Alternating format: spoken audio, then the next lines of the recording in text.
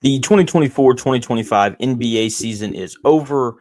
Awards are going to be coming out soon. The playoffs start on Saturday. We got playing games over the next couple of days, and we're going to be talking about all of it right here, so make sure you subscribe. But before we get to that, I have thoughts on the MVP. Shai Gilgeous-Alexander and Nikola Jokic are going to sit 1 and 2 atop every single ballot that is submitted for this year's awards. And if any voter does not have Shai Gilgeous-Alexander and Nikola Jokic 1 and 2 on their MVP list, then their vote needs to be revoked and given to me. I'm sure there's many people who feel that way, but I am just so intrigued to see who they wind up picking to win the award. I know that Shai Gilgeous-Alexander had a monster lead, right? Like if you went and you looked at Vegas, he was like minus 4,000 at one point. You know, Jokic was like plus 11 something crazy, and it just felt like he had it in the bag. That's what it felt like. But the award is given out over the course of 82 games, and the way that Nikola Jokic ended the season was pretty spectacular. And now I think that the vote is going to be a little bit closer than what people are realizing, because Nikola Jokic is an outstanding player. And when I think about the MVP and the arguments that people put together, it's usually one of three things. One, they're voting for the best player in the world. Two, they're voting for who they genuinely think is the most valuable player in the NBA. Or three, people will just give it to the best player on the best team in the NBA. And when you work through those three arguments, I think two of those three favor Jokic, because I do think people would agree that Nikola Jokic is the best player in the world. And I do think people would agree that Nikola Jokic is the most valuable player in the world. And I think the only nod of those three arguments that you undoubtedly have to give to Shai is the fact that he's the best player on the best team in the NBA. With that being said, I would vote for Nikola Jokic to win the MVP this year. And that is in no way a slight towards Shai Gilgeous-Alexander. If he wins the whole thing, trust me, I will celebrate him because he has put together one of the best seasons we've seen from any guard in the history of the NBA. And I'm going to highlight that because once again, I love basketball, and basketball should be celebrated, especially when you have two outstanding seasons like what Shai Gilgeous-Alexander and Nikola Jokic have put forth this year. That being said, Nikola Jokic has had one of the best years ever, period. Like regardless of position. That is the reality of it. And Nikola Jokic is the first center in the history of the NBA to average a triple-double. No other center has gotten close.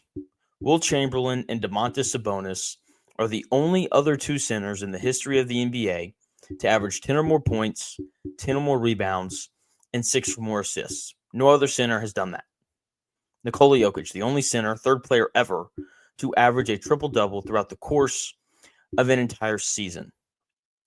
When you're doing things that Wilt Chamberlain didn't even do, you are having an all-time season, and you probably deserve to win the MVP. This is just a weird year where Shai Gilgeous-Alexander was every bit as incredible as Nikola Jokic. But once again, Jokic has done something we've never seen before, right? A center averaging a triple-double, it's never happened. It's the first time ever. This is also the first time ever that an NBA player is going to finish the season top 3 statistically in points per game, rebounds per game, assists per game, and steals per game. Nikola Jokic is top 3 in all 3 of those categories. That is incredible. It's so incredible, in fact, that there's not another player in the history of the NBA to finish in the top 10 of all 4 of those statistical categories in the same season. Nikola Jokic, the only player to ever do it. And he finished top 3 in all 4 of those major statistical categories: points per game, rebounds per game, assists per game, and steals per game.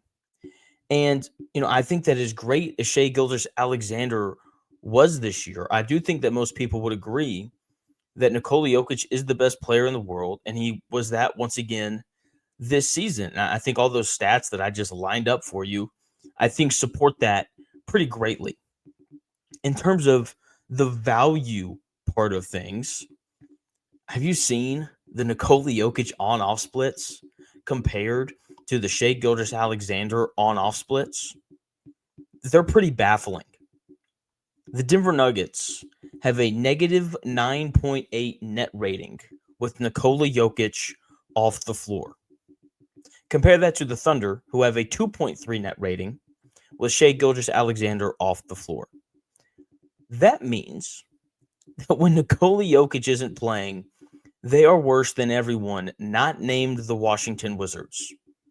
Meanwhile, when Shai Gilgeous-Alexander doesn't play, the Thunder are the 11th best team in the NBA. Pretty drastic difference there, clearly. Meanwhile, when Jokic is on the floor, the Nuggets have a net rating of 11.5, which would make them the second best team in the NBA behind only the Oklahoma City Thunder, who have a net rating of 12.5. That's a just drastic difference. When Jokic is off the floor, the Nuggets are the second worst team in the NBA. When Nikola Jokic is on the floor, they are the second best team in the NBA. I mean, like, that is just it's incredible. And a part of me thinks we're numb to it because this is a stat that seems to get thrown out every single year that we talk about Jokic when it comes to him potentially winning the MVP. Now, for Shai Gilgeous-Alexander, when he's on the floor for the Thunder, they're clearly the best team. They have a net rating of like 16, which is absurd. But when he's off the floor, like the team is still pretty good. So you tell me, after hearing this number, who brings more value to their team? I think it's pretty clearly Nikola Jokic. And I'm not trying to discredit the season that Shai Gilgeous-Alexander has had. Like, I really want to hammer that home. I mean, he's been amazing. He's one of 4 guards in the history of the NBA to have a season where he averages 30 points per game or more and also shoots 50% or better from the field.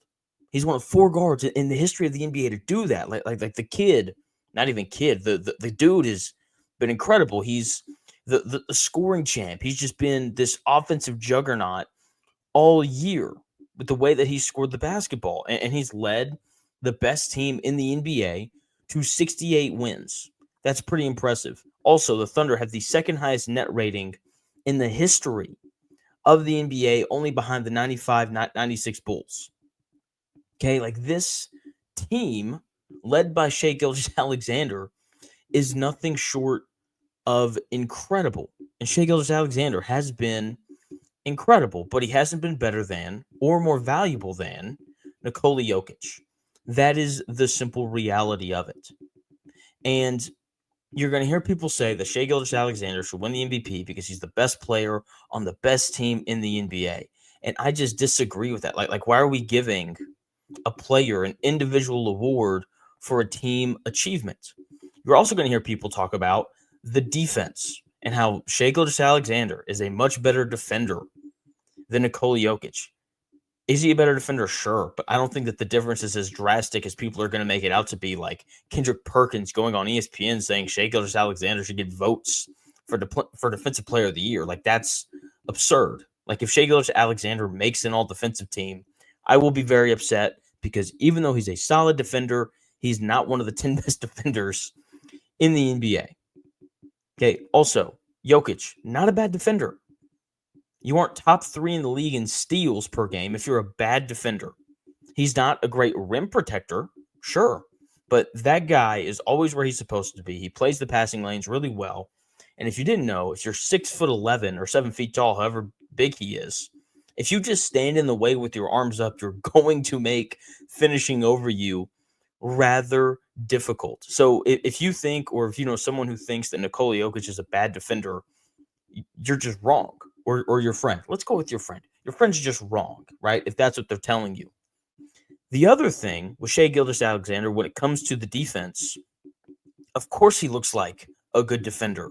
There's 5 guys on his team that are better defenders than he is.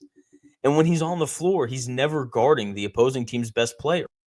Lou Dort or Cason Wallace or Jalen Williams or Alex Caruso are defending the other team's best player.